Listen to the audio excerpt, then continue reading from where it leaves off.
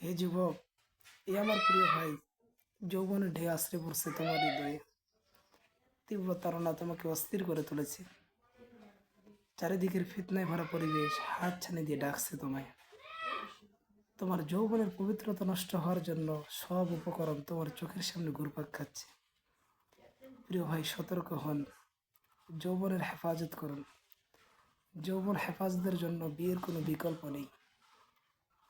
এই সমাজ বিয়েকে কঠিন করে দিয়েছে আর জেনাকে সহজ করে দিয়েছে। তবুও আপনি হাল ছাড়বেন না। নিজের যৌবন হেফাজতের জন্য বেশি বেশি দোয়া করবেন।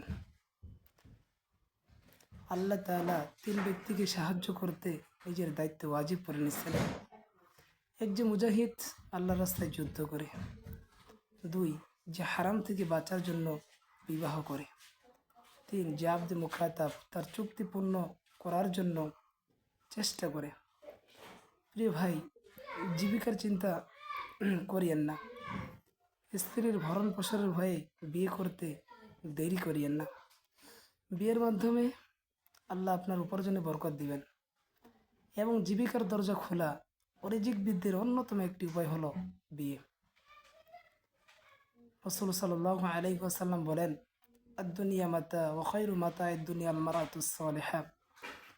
দুনিয়ার সব কিছুই উপভোগের উপকরণ, আর দুনিয়ার সর্বোত্তম উপকরণ হলো পূর্ণবতী স্ত্রী। প্রিয় ভাই, আপনি এমন একজন জীবনসাথী নির্বাচন করবেন, সে সুখে দুঃখে আপনার সঙ্গে থাকবে, মৃত্যু পর্যন্ত আপনার সান্নিধ্যে থাকবে।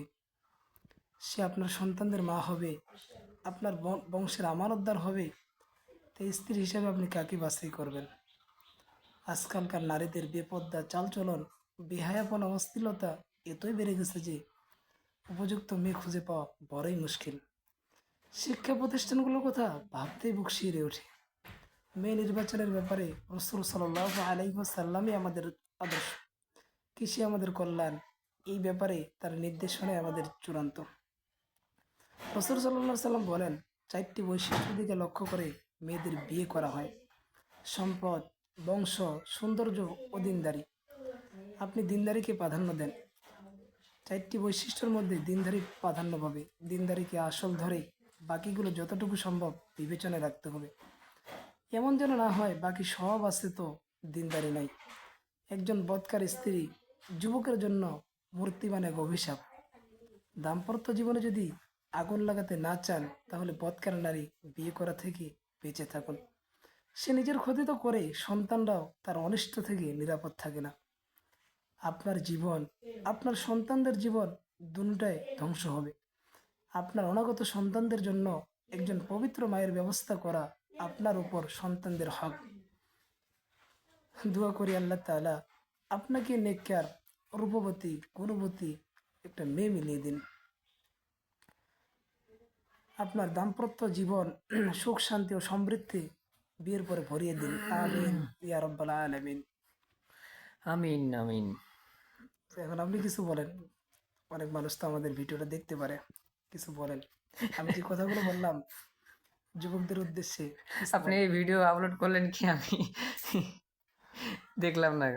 আচ্ছা, যারা আমার এই ভিডিওটা দেখবেন, রিকোয়েস্ট থাকলো, আমি যে কথাগুলো বলছি কোনো রং কথা বলছি, যদি আপনারা শোনার পরে যদি ভালো লাগে অবশ্যই কমেন্টে বলে যাবেন, যাতে আমি পরবর্তীতে হুজুরকে আমি কমেন্টগুলো দেখাইতে পারি। গঠনমূলক একটি সুন্দর কমেন্ট করবেন। একটি কমেন্ট করার উদ্দেশ্য হচ্ছে যে ভিডিও বানায় সে উৎসাহ পায়। আপনি যখন কমেন্ট করবেন তখন যে ভিডিও বানাবে তারও মনে আগ্রহ জাগবে। আপনার কমেন্ট পড়ার পরে সে যদি আরও ভালো ভালো ভিডিও ছাড়ে, তার কথার দ্বারা যদি একজন মানুষ পরিবর্তন হয়, আপনি একটা পার্সেন্টেজ সব পাবেন, কারণ আপনি ভিডিও বানাইতে উৎসাহ দিচ্ছেন।